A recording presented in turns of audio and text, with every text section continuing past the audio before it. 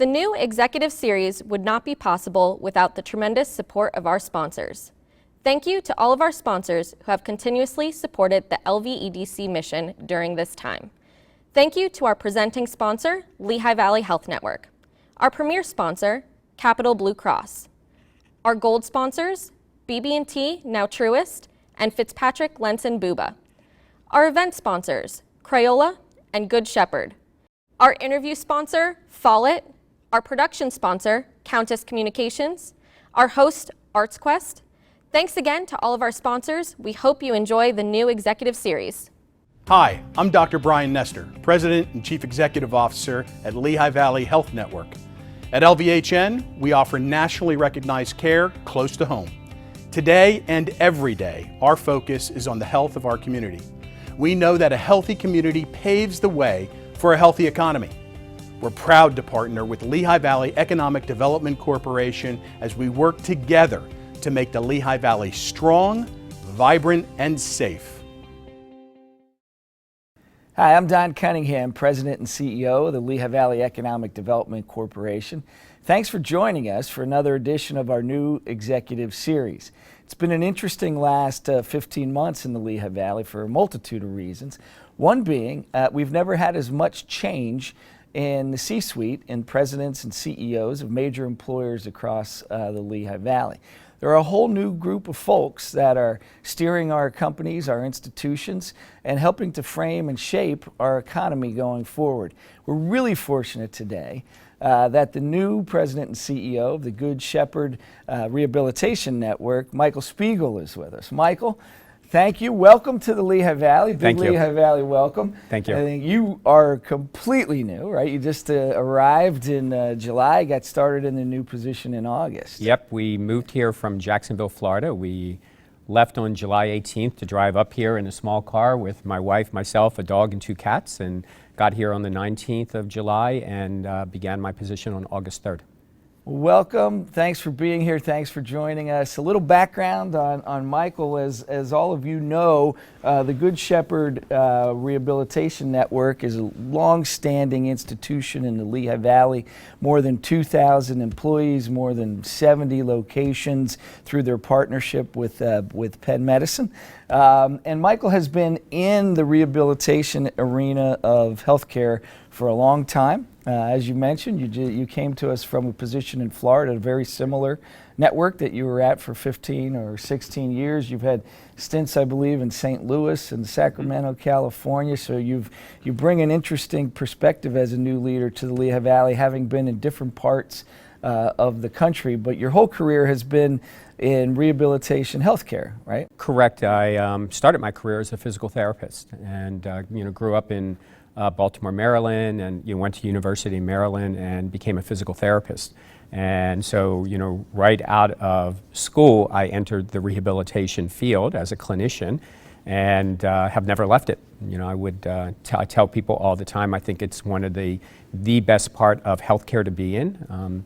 Rehabilitation is unique in that we get the opportunity to really develop relationships with patients, because we may get a patient who is with us in one form or fashion for months. They're recovering from a severe stroke, a brain injury, a spinal cord injury, and so we get the fortune of developing deep relationships. But my career started as a therapist. So you have a really unique perspective because you started hands-on Yep. doing the work, right? Yep. And then what was the trajectory that led you to running the hospitals and organizations themselves? So the trajectory was completely unintentional. In fact, I had every intention of it's interesting, I was a therapist, and I'd been a therapist about 5-6 years. And, often in therapists, 5-6 years under your belt, and you might become a coordinator or a supervisor, take on some other responsibilities. And I had a complete aversion to wanting to do anything like that. I actually thought that I'd end up going back to school and eventually teaching and doing research, which is about the opposite of going into management and leadership. But ended up not going in that direction, and then began as a therapist, ultimately managing a couple small clinics while treating patients. And after about 4 years of that, I made the commitment to stay within the management of rehabilitation services. It's a great pathway because you understand all aspects of the work. Can you talk a little bit about Good Shepherd? Most of us here in the Lehigh Valley and Lehigh and Northampton counties know of Good Shepherd as a long-standing, high-quality institution that's been based in South Allentown for a long time. Right. And we'll get into the fact that there's a plan to build a new campus and a new hospital on 75 acres in Upper Sauk, and although the South Allentown facility will keep going. Right. But what folks may not be aware of is the partnership with Penn Medicine, and how extensive that really makes the Good Shepherd network across Pennsylvania and New Jersey. Right. So, a little bit of history. Good Shepherd really was founded about 112 years ago. And, it started as an orphanage for children with disabilities. And that was the, first genesis. So the thought of being alive 112 years later as an organization, growing from something like that is just amazing. And it was one of the attractors to me is an organization like that has a lot of history and a real strong sense of purpose and mission, which is important to me. But over the years, Good Shepherd has grown substantially. We have about 2,100 employees in total. And the 2,100 employees are about equally divided between about 1,000, 1,100 who are here in Lehigh Valley, and about the same number who are in the Philadelphia, New Jersey area through our partnership with Penn Medicine.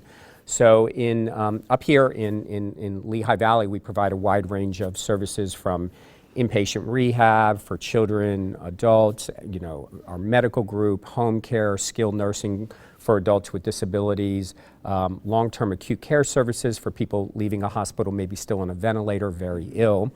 And then we basically replicate that down in Philadelphia area through our 10-year relationship with Penn Medicine.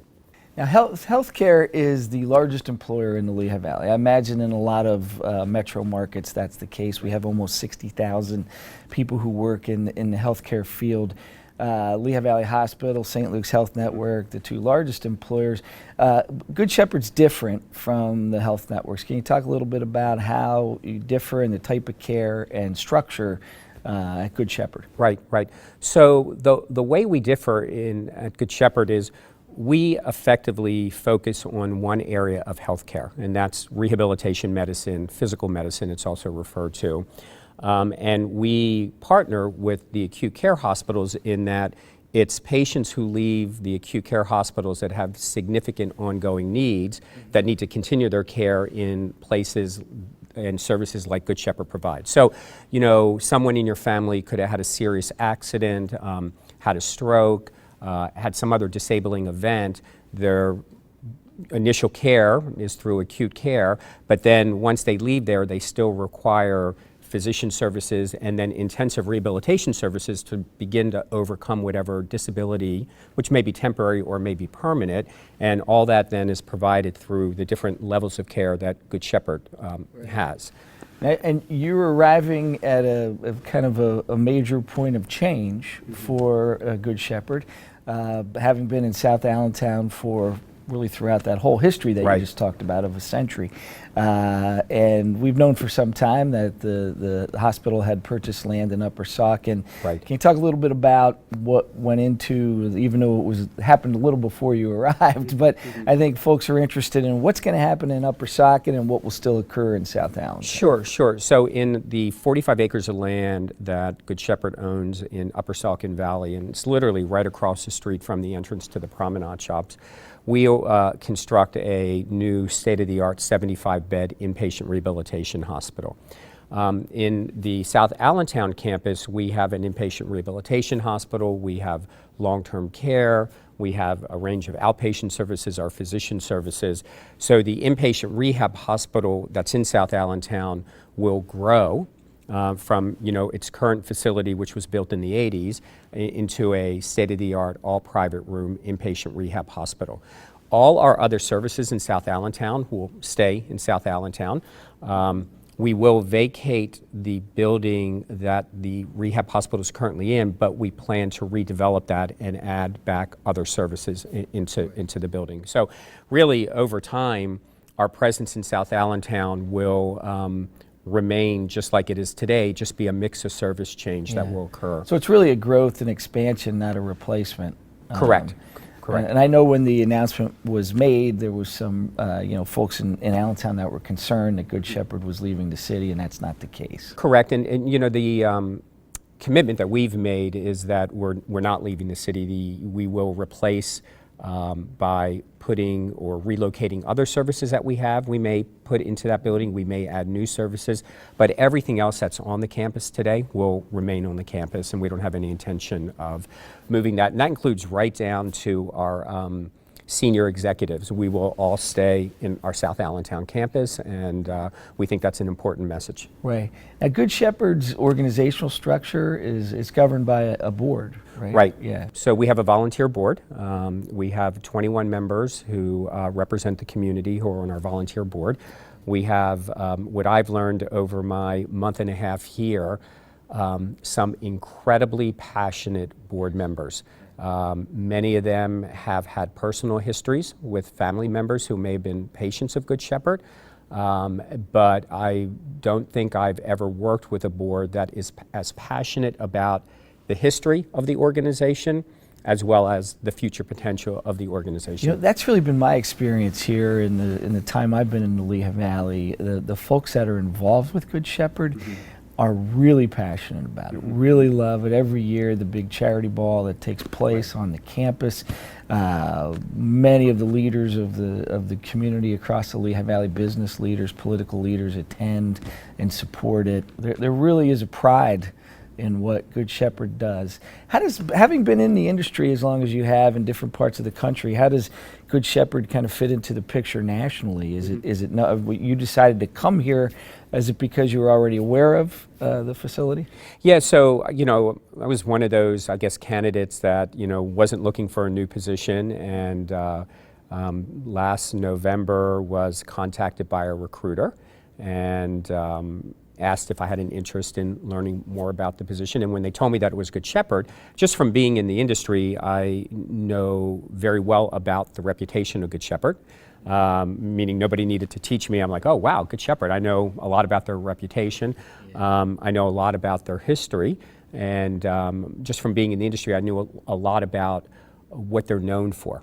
And so, not looking to leave Florida, the organization, since that was the open position, I'd absolutely like to learn more about it. And that was last November, and then went through the process, and then that got caught up in COVID, and but ultimately, I accepted the position in late March, and was counting the days to get started. I was really looking forward to become part of the. Now, I assume at that time also you probably didn't know much about Lehigh Valley. Correct. Right. Correct. So, and you and your wife are now at least beginning to settle in. Your daughter's off in college. Right? Correct. When did you start discovering and exploring Lehigh Valley?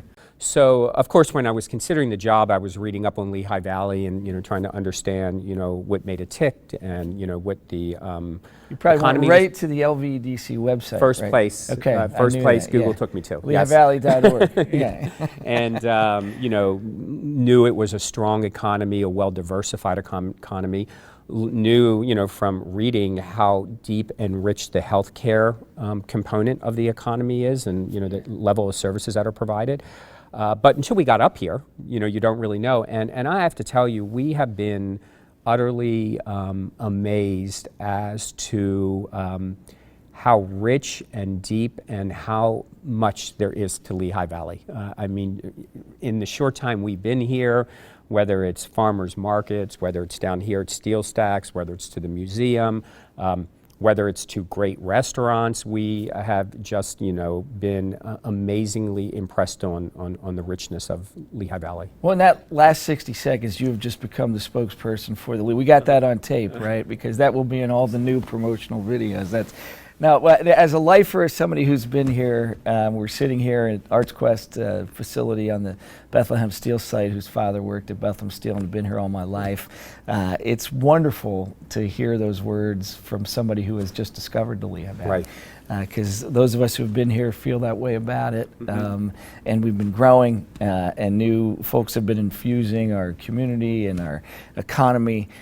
So it's wonderful to hear that. You told me earlier that you were just at the National Industrial History Museum this past weekend. Yeah, this right? past Sunday, Saturday, we were down at Steel Stacks for dinner and a concert, and just we've been amazed every time we drive by Bethlehem and see this whole complex. And in fact, when our daughter was home from college, we brought her down here, and then Sunday we went to the museum to really learn more about the history, and it's just fascinating. But I think it's also reflective of Lehigh Valley as a whole, is the amount of history that exists here. But the other thing I've recognized is how possessive people are of the history, and how supportive I have found people to be of Lehigh Valley. I remember when I first came out here for my very first interview in, it was December, and sitting down with the selection committee of the board, and we're just kind of making that initial small talk, and just asked how my night was the night I got here, and I was like, I'm amazed how nice everybody is. I said, no matter where I was, standing at the airport, getting something to eat, everybody was just friendly and nice and talked to me, and I have found that to be true ever since being we here. showed your photo around. We said, if you see worked. this guy, just be nice to him. We're trying to get him to come here. No, but it worked. Now, it has to have been a challenge starting a new job as president and CEO during this unusual time in our history during the COVID pandemic. How have you managed that? Yeah, that's a great question. On one hand, coming in from a healthcare organization into a healthcare organization, I understood the medical and clinical and the steps we have to take to maintain a safe and healthy work environment. What I didn't at all think about coming in the middle of COVID is new to the area, new to the job. Everyone I meet is brand new, but I meet everybody behind a mask. And that's very odd. Or I meet everybody through a little small Zoom box, on a computer screen. And so I didn't really pre-think how incomplete that can kind of feel, that everyone you meet is behind a mask. So that has taken a lot to get used to. Well, in only knowing you a little time, it seems like you have a very personal and warm management style. You like to connect with people. You like to connect to your employees. So it makes sense that you're seeing the mask as a barrier, because you can't see facial expressions. Right, and, right.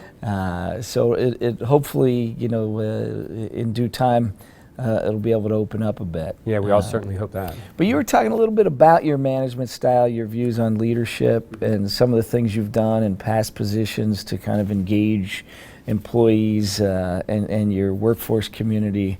Can you talk a little bit about how you approach management? Sure. So one of the things I've learned in my career really starts with this one basic premise, that in healthcare, we serve people through people.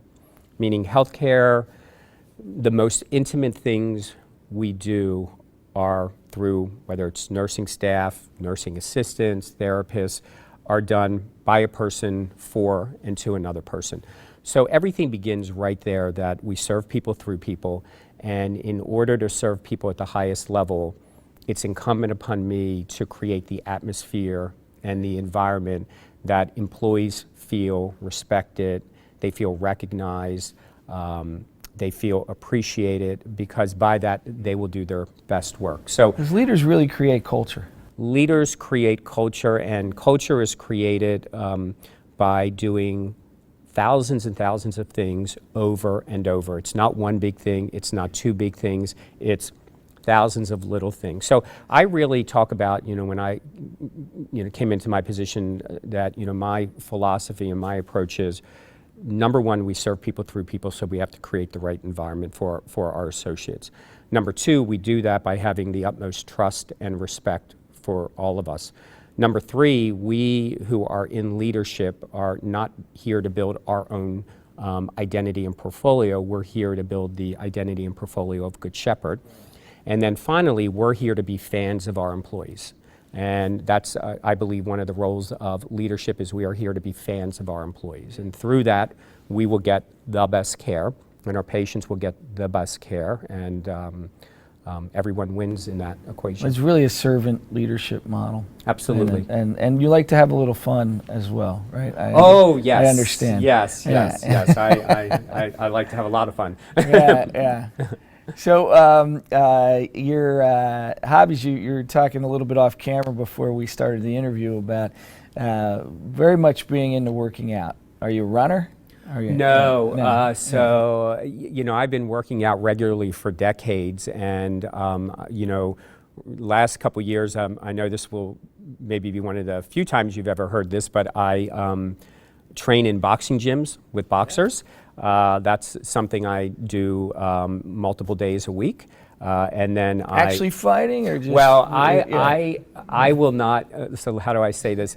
I will get in the ring, but the rules are always I can't get hit, but I can try to hit the other opponent. Although I have those are pretty good rules, by the way. Yes, they are very good rules because it would only take one hit. But I have gotten in the ring where we both can hit each other, but it's only the body.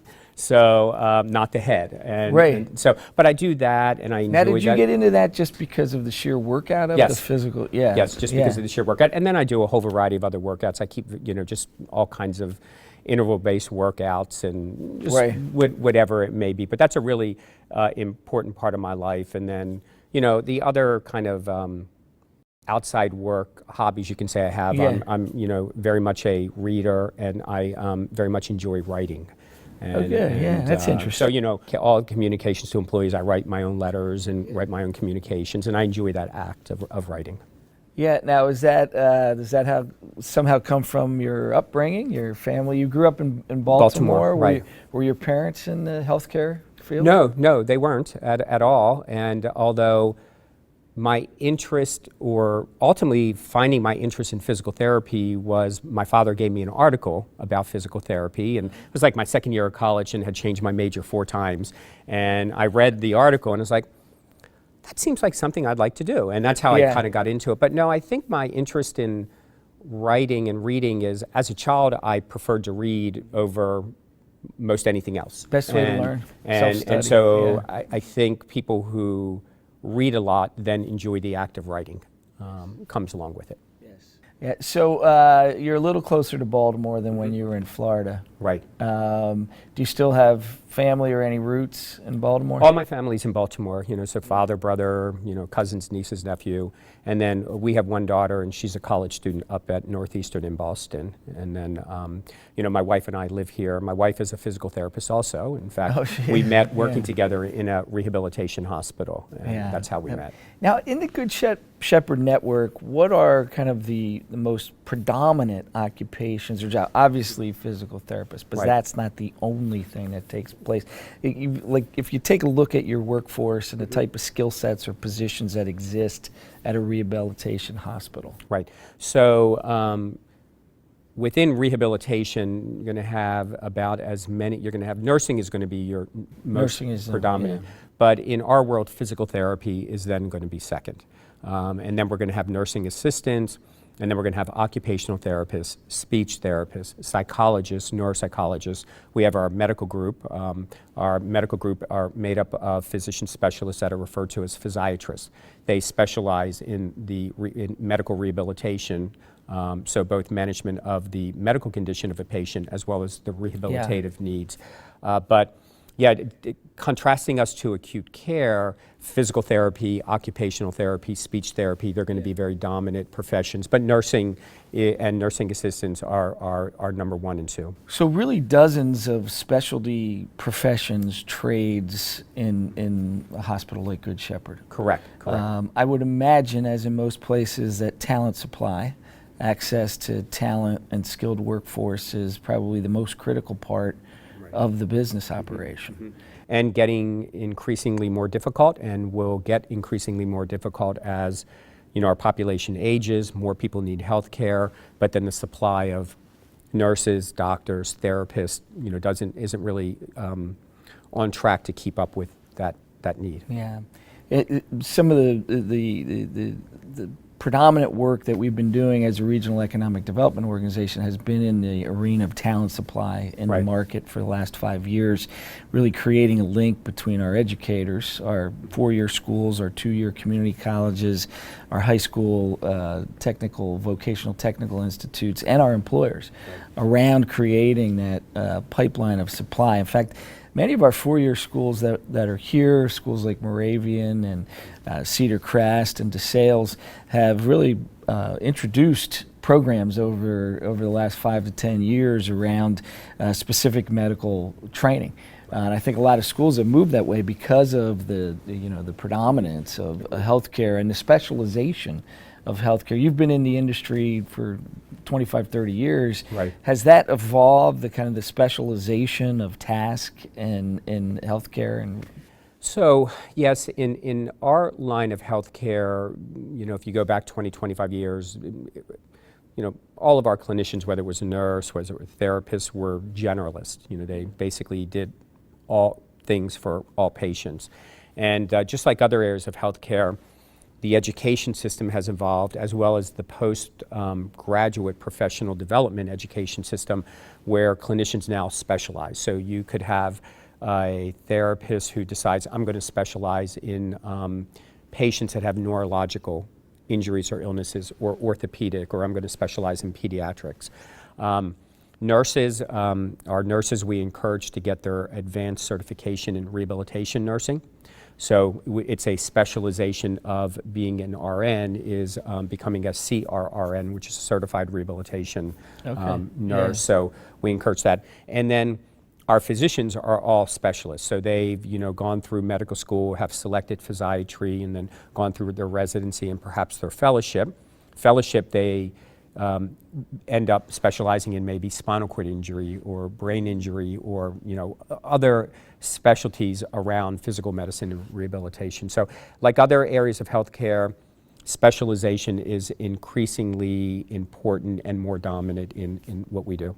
so it's critical that you stay up on developments, technology, innovation, new ways of delivering service, healing the body. Right. And that has to be a focus then, I would imagine, of the network. Right, and so to even add a little bit more to that, one of the things that Good Shepherd is really known for nationally is Good Shepherd has really been a leader in adopting and testing new rehab technologies. So whether it is exoskeletal robotic devices to help somebody maybe who has a spinal cord begin to relearn to walk, whether it's a child, whether it's an adult, many other forms of emerging technology for rehabilitation medicine. Good Shepherd has been known for many years to be an early adopter, an early tester, work collaboratively with developers or manufacturers who are creating new rehab technologies. And then here in Lehigh Valley, Good Shepherd is, in some cases, one of the few in the country who may have access to certain technologies. Now, having been in the profession, in the field as long as you have and taken care of patients yourself, what would you say if there's 2 or 3 things you could say to give people advice to keep them out of a rehabilitation hospital? Right. What are some of those things that we should either not do or do in a different way to avoid injury? Great question, and it falls into 2 categories, and I would break those categories apart by your age. And so by far and away, we're all aware of the rate of obesity and diabetes and all those kind of metabolic diseases that bring about reasons you could end up in Good Shepherd. You could have a stroke. That would be a common reason. You could fall as an older adult and hit your head. That would be a common reason. So as you get older, staying well and staying healthy would be one thing that keeps you out of Good Shepherd. When I speak to younger people and maybe high school students and college students and people in their 20s, it's really a different answer to that question. And to be pretty direct about it is if you're a teenager, low 20s, and you end up in Good Shepherd, it's normally because you had a traumatic brain injury or traumatic spinal cord injury. Unfortunately, alcohol often is a central role in why that happened. or just doing silly things and not maybe pre-thinking what are the consequences of my actions. So when speaking to teenagers and younger adults, what I tell them, and this is not necessarily specific to Lehigh Valley, but broadly in the places I've worked, alcohol can be a key feature, or guns. And the unfortunate, tragic events of playing with a gun or guns and alcohol or anything like that can be reasons why someone younger ends up in Good Shepherd. Now, granted, you can be younger and just have an accident. Yeah, those things sure. happen. But kind of when you look at law of large numbers in younger people, often it's, kind of unintended consequences or the areas I described, like alcohol, can be involved. So stay in shape, keep your weight under control. And think about consequences of the things that you do. Yeah. Great advice. Yeah. One of the things, I speak to high school students often, and one of the things I talk to them about is you often hear about, if you're going to be out and drinking, have a designated driver, but I also talk about the idea of a designated friend. If you're going to be at somebody's house and there's going to be a gathering and things are going to go on that might involve drinking, Right. then have designated friends who are watching out for Hopefully each friends other. that are helping you make good decisions. Correct. We all Correct. have friends who lead us down the bad decision path. But all of us who have worked in rehab Yeah. have really seen just really, really tragic stories of how people get injured and how their life, their family's life. But that's why we're very fortunate to have a facility and an institution like Good Shepherd Yep. here in the Lehigh Valley. And Michael, I think we're very fortunate to have you here as well. Thank Good you. Shepherd is fortunate to have you.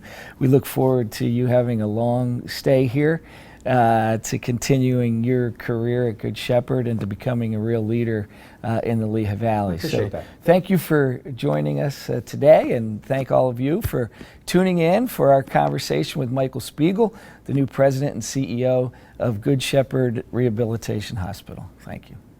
We're all doing what we can to stop the spread of COVID-19, and that includes wearing a mask when out in public. How you remove your mask matters too. Take it off from the back and be careful not to touch your eyes, nose, or mouth. Make sure to wash your hands when you're done. You should also wash your mask after each use. Keep masks you've worn in a sealed container until you can wash them. And remember, my mask protects you and your mask protects me. The new executive series would not be possible without the tremendous support of our sponsors. Thank you to all of our sponsors who have continuously supported the LVEDC mission during this time. Thank you to our presenting sponsor, Lehigh Valley Health Network, our premier sponsor, Capital Blue Cross, our gold sponsors, BB&T, now Truist, and Fitzpatrick, Lenson, Buba, our event sponsors, Crayola and Good Shepherd, our interview sponsor, Follett, our production sponsor, Countess Communications, our host, ArtsQuest. Thanks again to all of our sponsors. We hope you enjoy the new executive series.